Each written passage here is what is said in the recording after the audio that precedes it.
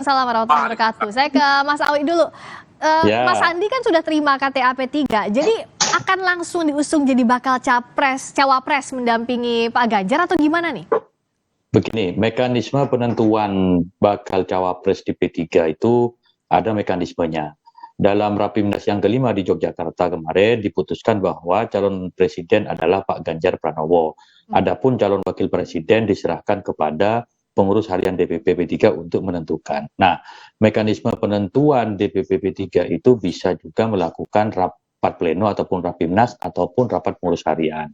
Jadi ini baru tahap awal dari Pak Sandi, dari Bang Sandi masuk ke P3. Seperti yang diistilahkan oleh PLT Ketua Umum bahwa Sandiaga Uno itu hari ini baru resmi sebagai ibaratnya baru resmi sebagai mahasiswa baru. Baru sudah tercatat dia memiliki identitas ke-P3-an. Selanjutnya ada tahapan-tahapan berikutnya yang harus dilakukan oleh Bang Sandi untuk adaptasi dan masa orientasi di P3. Apa saja itu masa ospeknya Mas Sandi itu harus ngapain aja, Mas Awi? Ya, setidaknya semakin merajut hubungan komunikasi dengan akar rumput P3 termasuk juga struktur partai. Maka kemudian pada hari Jumat besok, P3 akan menggelar Rapimnas yang pesertanya DPW P3 seluruh Indonesia. Disitulah Pak Sandi hadir untuk pengenalan lebih dalam kepada struktur P3. Ini kan sesuatu tahapan yang normal yang harus dilalui oleh setiap kader yang berhikmat di P3. Jadi tahapannya demikian. Tapi kalau saat pertemuan P3 dan PDIP, kita ingat Pak Mardiono bilang bahwa ada 2 nama yang diajukan. Salah satunya Mas Sandi. Nah, setelah Mas Sandi masuk, masih 2 nama yang diajukan atau tidak? Ya masih 2 nama. Tapi kemudian ketika beliau bergabung dengan P3, peluang untuk diusulkan sebagai bakal calon wakil presiden itu semakin terbuka lebar dibanding ketika beliau tidak berpartai atau sebelum masuk ke P3.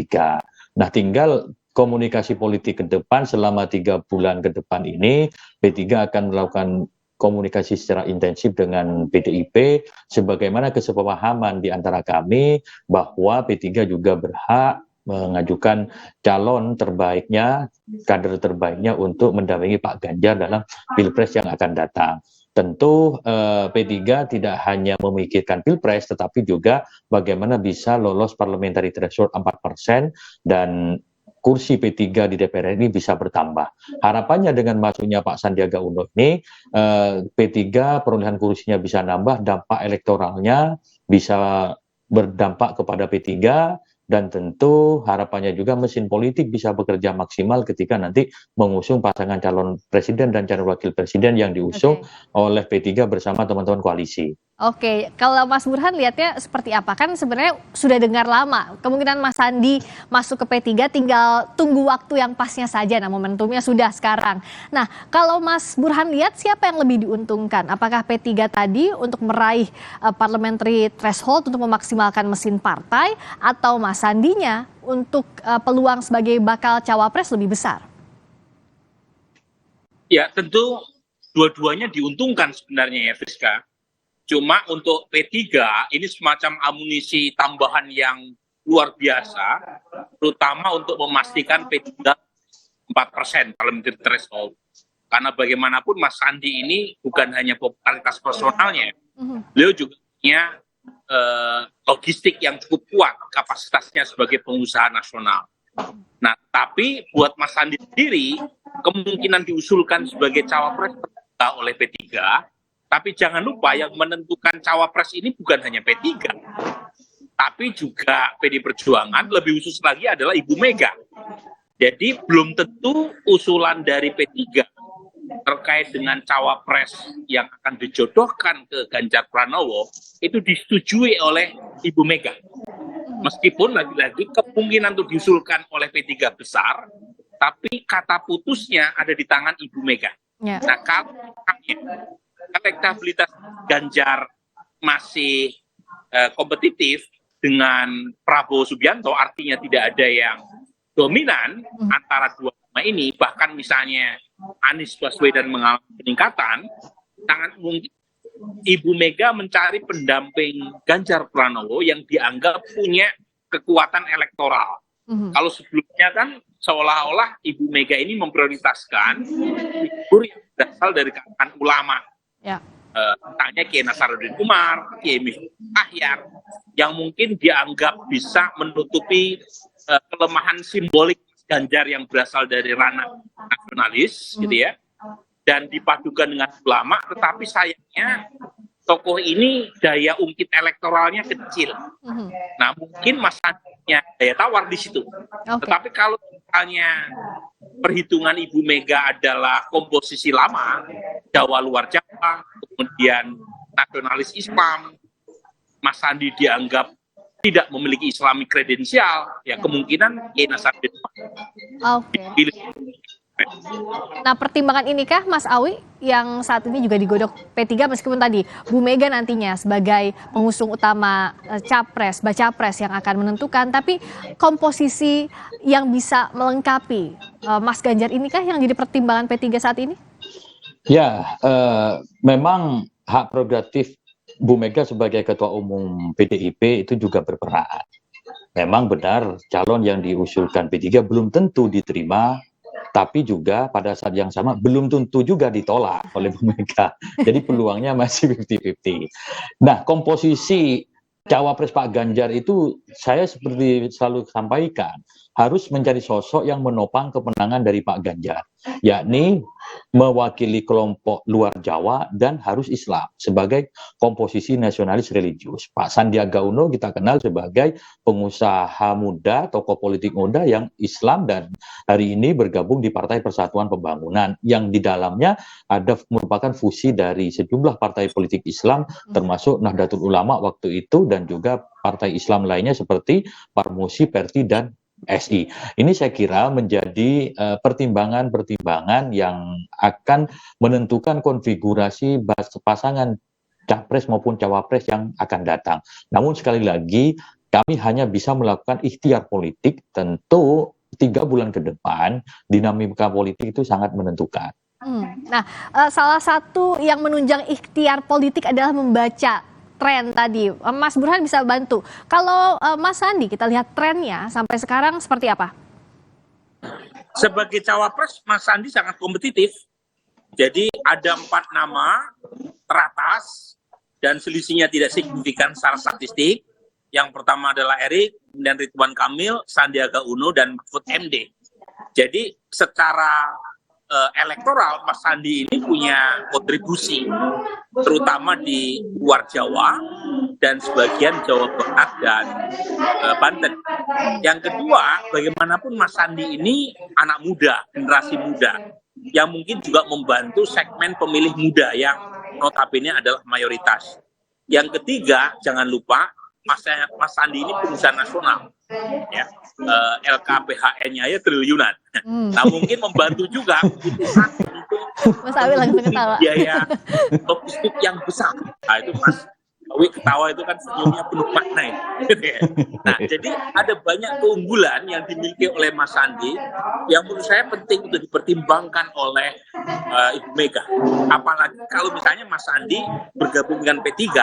Jadi Mas Sandi ibarat mendapatkan Islamic kredensial dengan aktif di P3. Lain halnya kalau Mas Sandi masih di Gerindra, stempel Islamnya dianggap agak kurang ya, karena Gerindra adalah partai nasionalis. Nah, Mas Awi, dari tadi kan Mas Burhan kayak mention soal logistik.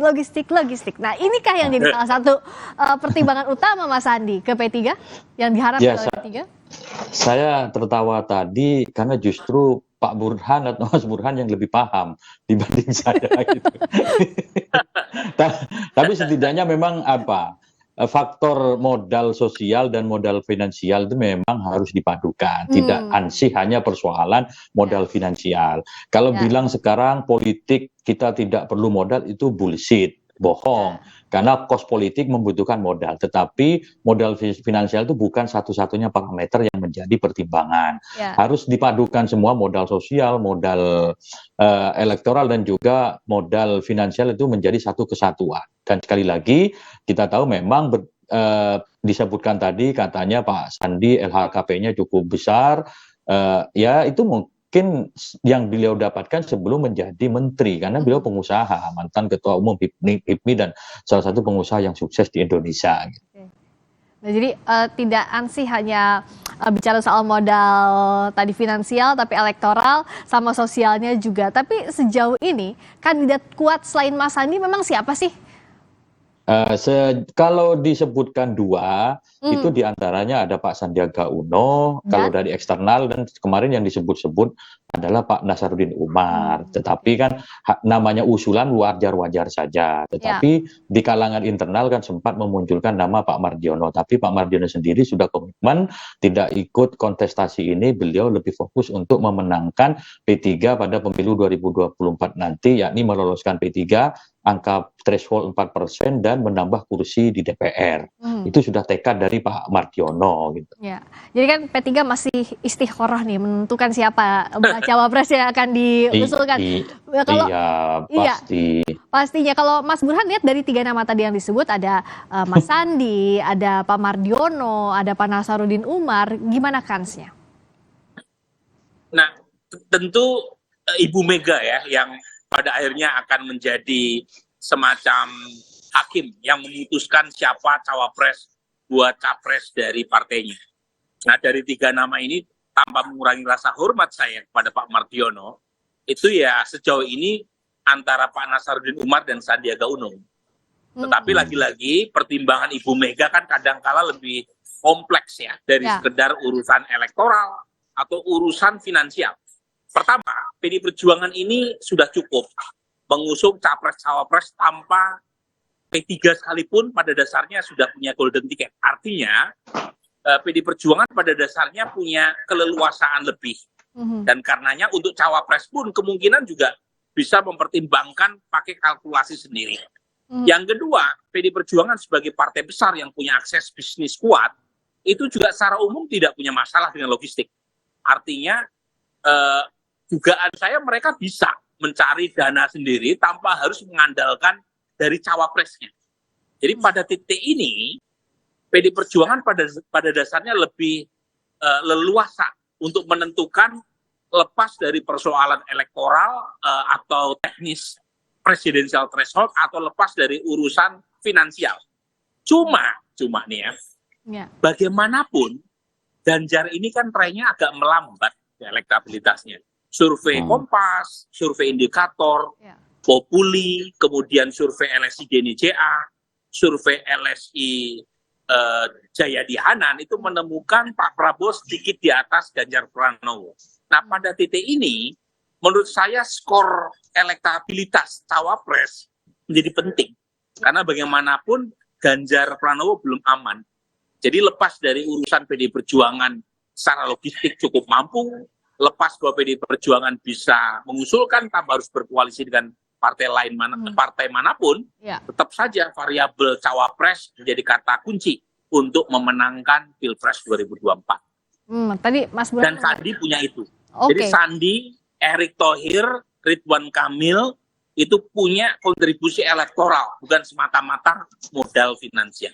Di mention tadi salah satunya Mas Sandi. Nah, sekarang P3 bagaimana menimbangnya agar siapa menentukan bakal cawapres yang tepat, terutama setelah bergabungnya Mas Sandi, dan bagaimana pula kalau dari sisi internal memastikan bahwa Mas Sandi ini solid, bergabung loyal ke P3, tidak hanya bicara soal elektoral sampai pemilu ini saja.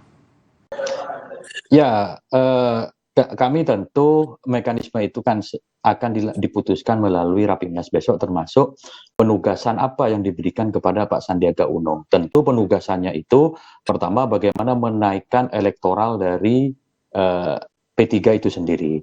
Yang berikutnya, kalau berdasarkan data survei yang diungkap oleh Mas Burhan tadi, peluang Pak Sandi untuk diusulkan sebagai calon wakil presiden menopang kemenangan Pak Ganjar itu sangat terbuka lebar. Hari ini beliau sudah memiliki kendaraan politik yang bernama P3. Meskipun PDI sendiri secara kursi cukup untuk memberangkatkan pasangan calon.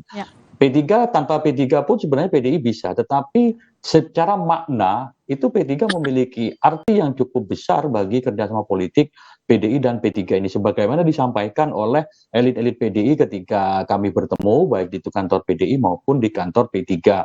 Dan memang faktanya seperti itu. Apalagi kerjasama politik antara P3 dan PDI itu memiliki akar historis yang cukup kuat dan cukup lama. Dan saya kira hal ini kalau dilanjutkan di masa yang akan datang itu bukan sesuatu yang aneh, dan bahkan bisa jadi menurut kami merupakan sebuah keharusan antara partai nasionalis dengan partai Islam religius itu bisa bersatu bersama-sama.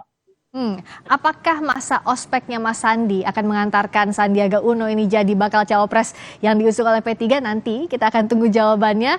Terima kasih Mas Alwi Ahmad Baidowi, Ketua DPP P3. Terima kasih juga Mas Burhanuddin Muhtadi, Direktur Eksekutif Indikator Politik Indonesia. Selamat malam Bapak-Bapak. Berikutnya saudara, kami kembali dengan sorotan peserta America's Got Talent yang memperoleh Golden Buzzer. Putri Aryani bertemu dengan Presiden Joko Widodo di Istana Merdeka hari ini. Lebih lengkap usai jeda di Sapa Indonesia Malam.